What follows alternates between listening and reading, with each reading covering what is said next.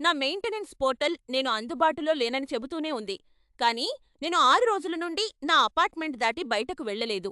అది నా నీళ్ల గ్లాస్ అంచున ఒక ఈగతో మొదలైంది. తర్వాత రెండు. త్వరలోనే అవి ప్రతిచోటా వ్యాపించాయి. చర్చి బెంచీలలా నా కౌంటర్ల మీద వరుసగా చేరాయి. ఆ తర్వాత ఆ వాసన వచ్చింది. సరిగ్గా కుళ్ళిన వాసన కాదు, కాని ఘాటుగా తీయగా ఉంది. పూలగుత్తిలో ఎక్కువ కాలం ఉంచిన పూలలాగా. నేను ఒక మెయింటెనెన్స్ రిక్వెస్ట్ పెట్టాను, కానీ స్టేటస్లో ఇలా ఉంది: టెక్నీషియన్ ప్రవేశాన్ని ధృవీకరించలేకపోయారు.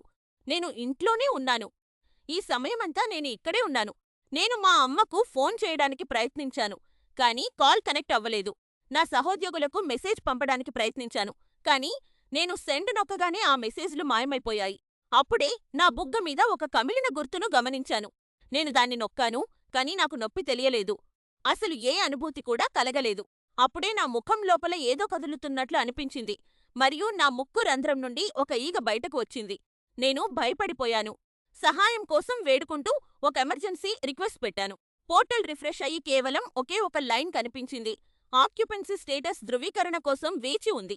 ఈ రాత్రి పోలీసులు వచ్చారు. వారు నన్ను పట్టించుకోకుండానే నా పక్క నుండి నడిచి వెళ్లారు.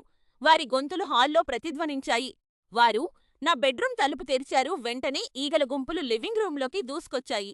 బెడ్ పక్కన నేలమీద ఒక ఆకారం ఉంది. నేను చాలాసేపటి నుండి దాన్నే చూస్తున్నాను.